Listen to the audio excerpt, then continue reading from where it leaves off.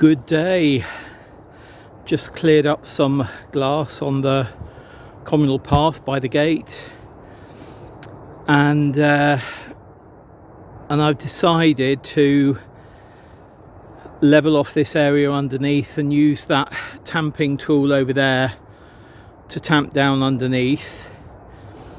And then I've got this weed fabric which I've had for 8 years, something like that. It's actually under the, well, there's pieces underneath the greenhouse, and there's also this bit. This has been blocking my path for far too long now, so I'm doing a sort of make do and mend where I've tamped it down. I've put this membrane down now, and I'm going to put these slabs down, fingers crossed, as long as my energy holds out. It's been quite a job just tamping down that soil underneath. It's pretty flat now. However, I don't think it's going to be flush, or these slabs will fit flush with the slabs that are there. But you know what? At least they'll be out of my way. There'll be a pathway in front of the greenhouse, and I can lift them up next year and put some sand underneath to level them off better. But yeah, for the moment, all I'm going to do is move these slabs and put them down.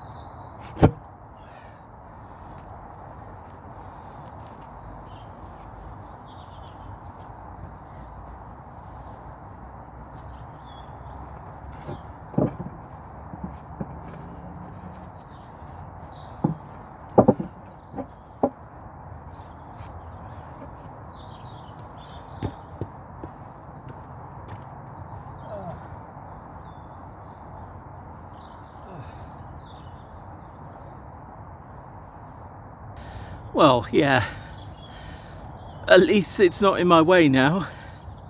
Let's move that bucket.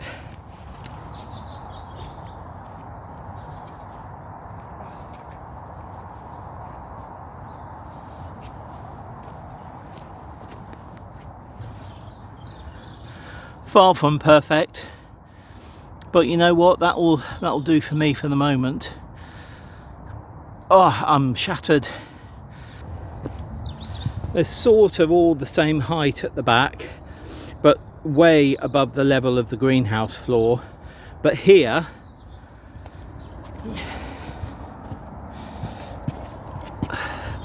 there's a big wedge there, so I'm going to need to lift this middle one up at some point when I've got a bit more energy, and put soil underneath it to lift it up. Clearly I should have dug down more with this end to get it level with the base of the greenhouse, but you know what, I didn't. So it's going to sit an inch or two, well, an inch maybe above. The good thing is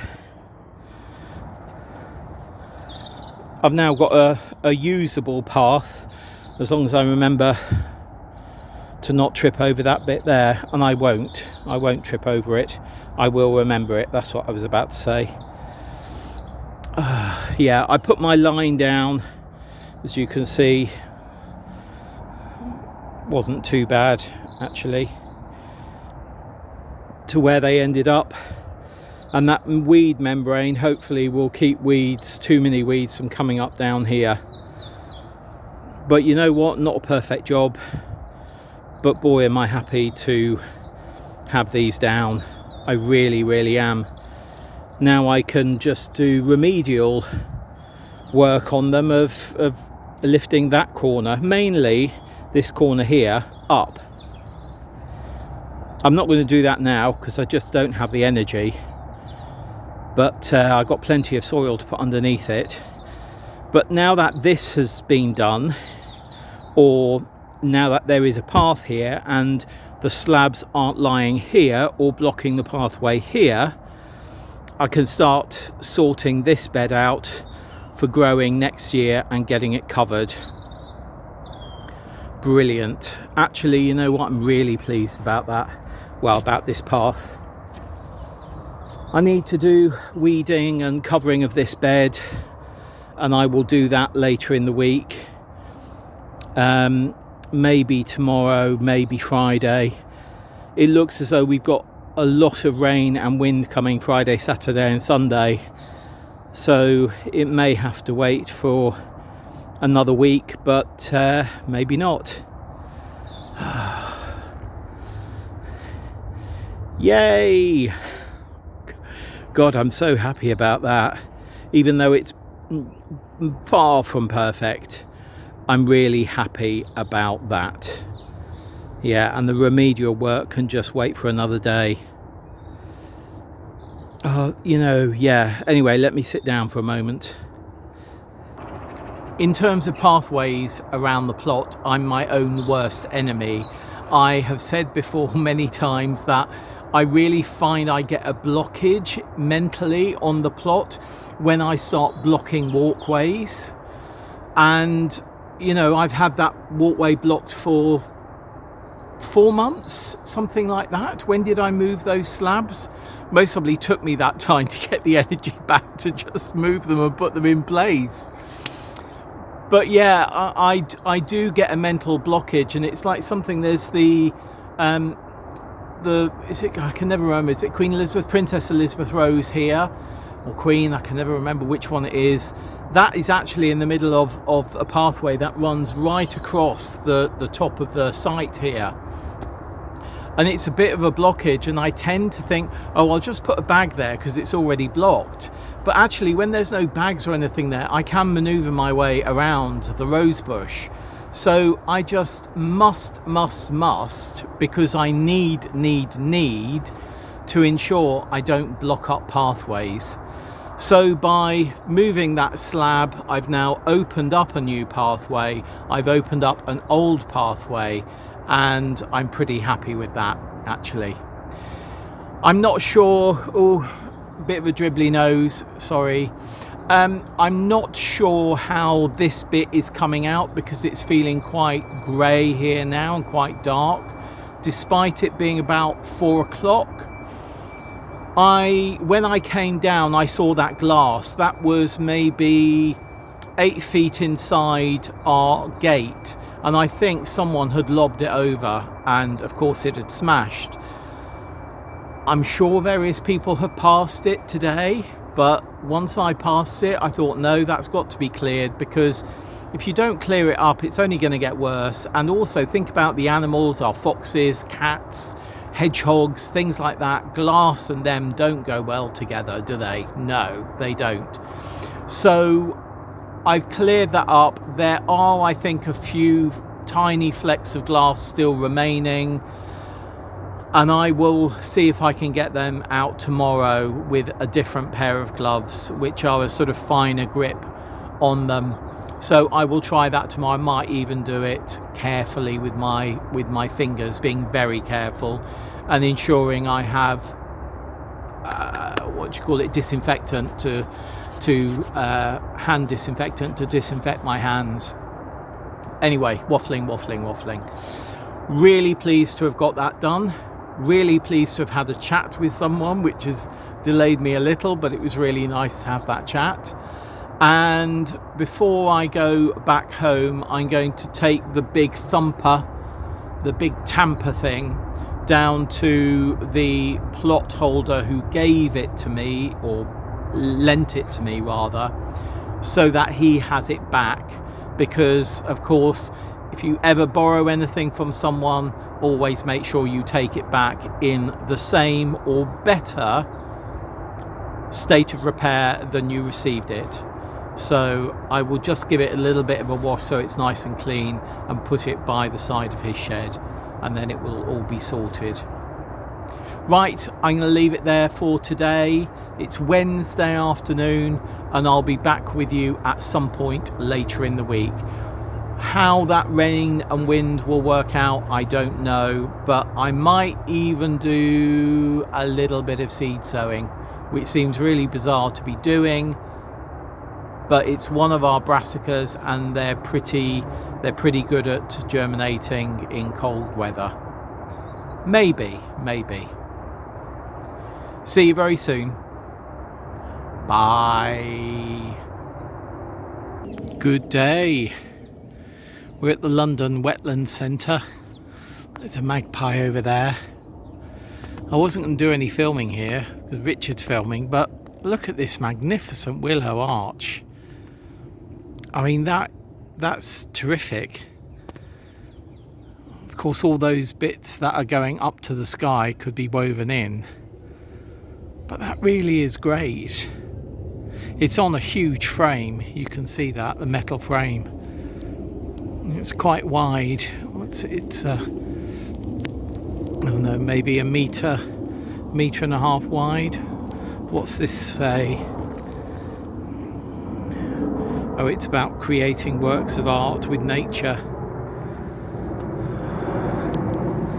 But yeah, so that willow has been planted, and as you can see, if you can hear me over the plane, it's growing and is being woven in. But that really is a magnificent arch. Interestingly, this side seems to be doing a bit better than this side, but yeah, magnificent. Oh, and look, lots of herbs over here. Oh, they've got lavender on either side of that bench, which the lavender needs a bit of a prune. But yeah, little herb bed, bay, lavender, rosemary, sage, mint. And here it says about grass snakes. Not sure if you can read that. Grass snakes left off a foul smell when they feel in danger. Well, The grass snake at the plot, whenever I've seen it, it's never left a smell, so maybe it doesn't feel threatened. It does move pretty quickly when I do see it though. Anyway, I doubt I'll be recording anymore. Look at the reeds. Can you see the reeds in the sun? Maybe not. Oh, on the archway. It's like a magical willow archway. I'm going to go through that, and then I'm going to show you later when we're back home what I did in the garden yesterday afternoon.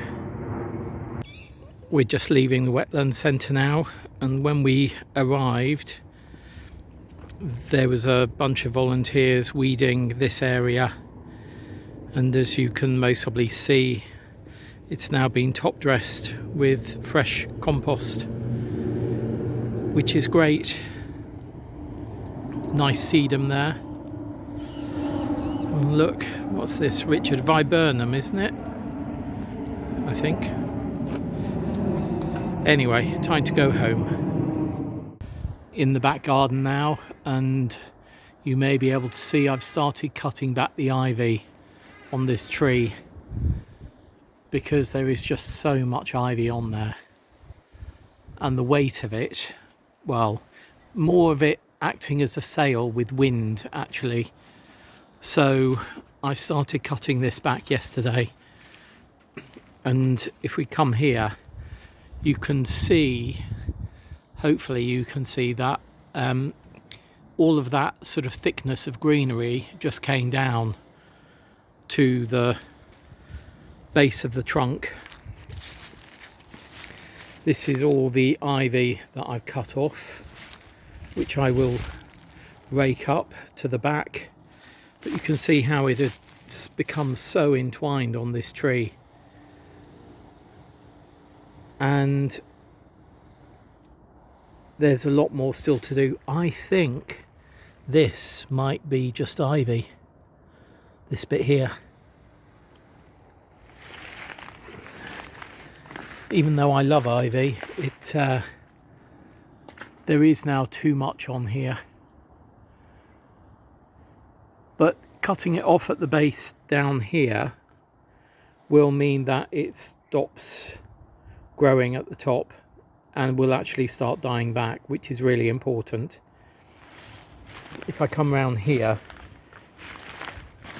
you can see another bit where this, I think, is just all ivy here. So I will be cutting that back.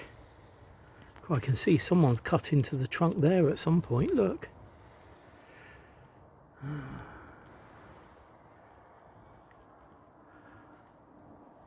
Anyway, and the other thing is taking the ivy off that fence, which will be an easy job. So yeah, that was my job yesterday.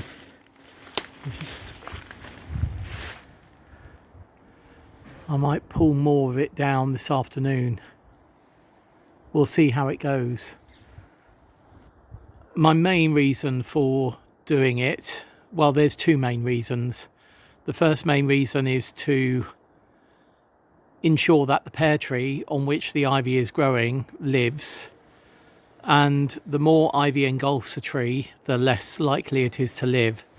And the second thing is that the sheer volume of leaf there acts as a sail in high winds and could obviously bring the tree down at some point, which we're hoping will not be the case, obviously. Anyway, yeah, I'm going to do a bit more work on it this afternoon, and then I'm going to cross my fingers for the storms to come. But certainly at the moment there's plenty of food on here for pigeons and other wildlife, and that will sort of remain alive until it all starts dying back. So yeah, hopefully a win-win. Hopefully we can keep the tree and feed the wildlife over the winter. See you another day. Bye.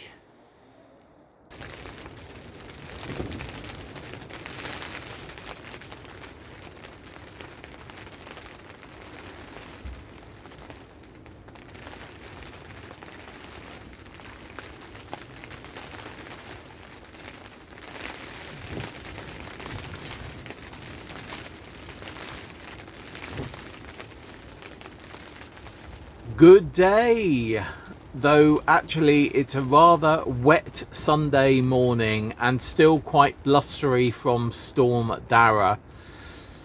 Storm Darragh barreled through the UK over sort of Friday night, Saturday, and we're seeing the tail end of it today. And we had some really quite strong winds for the UK coming through. In Wales, I think they recorded 93 miles an hour, which is a very strong wind for the UK. And there's been various bits of flooding, though the south where we are we got really strong winds and a lot of rain, though certainly didn't get anywhere near the worst of it, which was much further west into Wales in particular. However, yesterday we had an event at the Great Green Barn, so despite that, despite the weather, I did go down there and drive down there, and bizarrely it was the quickest drive down there I have had, even though I went really carefully through the lanes, because where For Earth's Sake and the Great Green Barn is, there's quite a lot of narrow roads around there where trees could have come down, so of course I was careful going through those areas. But getting down there and coming back was no problem yesterday whatsoever, which was fabulous. And we had a really great evening with the Essence of Audrey. The person playing Audrey Hepburn actually lives just 200 meters from where I am at the moment, which I did know. That's why we had the event at the Great Green Barn, because I asked her. So we had a great evening there, and I've come down today. I can see the sun is trying to break through, though I don't think it's going to have much luck today. But I did come down specifically to see if there was any damage, and fortunately, cross fingers, there hasn't been. There's a few things blown over on other people's plots. There's a few things blown into my plot. Plastic bottles, plastic bags.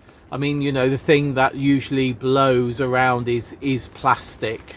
So I have picked all of that up. I did have a washing up bowl that I use to wash the veg before I take it home, so that I'm not taking soil home.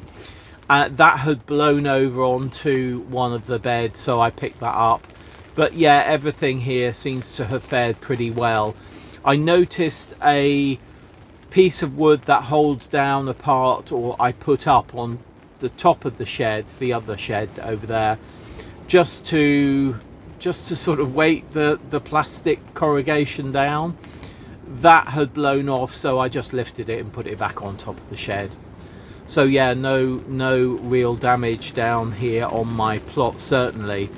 When I came down, I was sort of looking through the trees, because from the road on a certain point you can see the polytunnel, and I sort of looked and I thought, oh yeah, there's still green there, so the polytunnel's still there. I hope it's in one piece, and it is, so that's great. I'm very grateful for that. There's not really much I can do down here today. I could do, and most probably will do, a little bit of tidying, listening to an audio book, tidying in here, I think. I've been looking for a larger pot to put the Cannon Hall grape in that we were given a few weeks ago, and I've now found a pot for that, so I've put that to one side. And I just wanted to talk a little bit about Schlumbergeras, which are more well known as Christmas cactus. So as you may know, if you're on Planet Vegetaria, a couple accidentally dropped into my basket the other day. Of course I did pay for them, and I brought them home. I love Schlumbergeras, I really do. They're a fabulous succulent, and when they flower well, you know, they're wonderful. We used to have a really large one when I was a kid in our telephone room, which was, you know, it was in the by the front door. We had a little porch, and that's where the telephone was, in the porch. You know, those days where you had to go to somewhere in your house to answer the telephone rather than pick up your mobile phone. You know, it's quite extraordinary thinking back to those days. And of course, originally they were dial telephones that we had. Then they went to those push button, are they trill phones or something? Anyway, we had a large one there, and I don't know where it went. I think when Mum and Dad moved into the apartment they moved into 22 years ago, I think, no, 20 years ago, 21 years ago, I think that went by the by. It was given to somebody else. But I've always liked them, and ours have flowered really well this year. So when I saw some in Lidl the other day, I thought, oh yeah, you know, I maybe another one or two would do quite well. Anyway, when I brought them home, what I did notice is a little bit had come off, and it is obviously something that I can do a cutting from. But when you do remove, I mean, this one fell off, but if you remove the leaves from a Schlumbergera, do it carefully, and preferably with sort of like, if you've got nails, nip it, try not to pull, but nip, and try and get 2 or 3 leaves. That is actually a perfect cutting. Now what happens, or what it's best to do, is put them to one side for 2 or 3 days to let this wound here dry out, because if you don't do that and you pot them on, or you put them into water to root, this area could rot. So it's best to let it dry out first. This one has been drying out for a good couple of days. Now when you're doing these, it's best to do them in a really sandy or airy compost. So I don't have any succulent compost at the moment, and I don't have any vermiculite or sand. But what I'm going to do is I'm going to get some tomorrow, and we'll most probably do a cutting of this next week. So I'll show you what I do next week. But it's good to do a half and half mix of like vermiculite and compost. If you can get succulent compost, that's even better. And then after they dried for a few days, just bury it a couple of centimetres into, a centimetre or two into the compost up to about here, and then don't water it too often. Make sure that the compost is damp when you put it in, when you do the cutting, but don't be regularly watering it. It doesn't need lots of water. Once a week will be absolutely fine, and then hopefully in a few weeks you might begin to see a little bit of growth. Maybe in a month's time you'll see a little bit of growth. You can see here maybe there's a little bit of growth already. That's because this was on a plant, so those might fall off when we're doing going through the rooting process. But yeah, hopefully roots will develop from here. What sometimes happens, if this doesn't develop too well, roots could come from the nodes between the leaves up here. And if roots do come out there, what you can do is you can nip this bottom leaf off if it doesn't have roots, and then plant the top bits again and leave them again for another month and let them root. You'll see if roots come out here, you'll see them because there'll be like little hairs coming out, and then they'll thicken up. But hopefully roots will come from down below here, and yeah, you'll end up with more Schlumbergeras. As I bought a red one and a white one, I don't know, this was in the bottom of the bag, so I don't know what colour this is, but we will find out hopefully if it grows and we get flowers from it. So yeah, there's my Schlumbergera tip of cuttings. If you're going to do them in water, maybe it's best to they just need to nestle again just like a centimetre into the water, and it's good to do some pebbles at the bottom so that they are sort of lifted off the base, because actually Schlumbergeras, they don't naturally grow in soil. They grow on trees and they grow on stones, so they're not actually, we always see them in our shops in compost, but that's not their natural environment. In the wild they're growing on trees, they're growing on stones, and they're not really growing in the soil. And of course you can get many different types of Schlumbergeras, and we might talk a little bit more about that next week. But I'm being dripped on. I know that there's some water coming through and I'm being dripped on, but that's fine. I don't really mind that. My chair, which I do mind getting dripped on, I put it at an angle against my bench so that if any water does drip onto it, when it's there, it doesn't really. It's just where I'm sitting now. But if I put it there, if water does drip on it, it runs down the chair rather than pooling in the seat of the chair where I'll end up with a wet bottom. There we are, wet bottoms. That seems like a very apt place to leave this segment and this week of A Week at the Plot. So I am going to do that. I will be back with you next week for some Schlumbergera cutting and rooting action. So we've got that to look forward to. What the rest of the week will bring, I don't know. But whatever is happening in your garden, your growing space and your allotment, if you've got storms coming through, or you've got lots of rain coming through, or in fact if you've got really dry spells happening, as is happening in some areas of the world at the moment, I hope that nothing is being damaged too much. Well, I hope nothing is being damaged, but I hope certainly that any damage that is there is as easy to rectify as picking up a few bottles like I have been doing this morning, and plastic bags and things like that. Anyway, I'm going to just have a little wander around the site now on our main loop path. If I see any remedial work that is needed on anybody's plots, I'll most probably text them and let them know. I just think that's a courtesy and it's something that I don't mind doing, so yeah, I'm going to do that. I will see you very soon, and look after yourselves. Happy growing. Bye.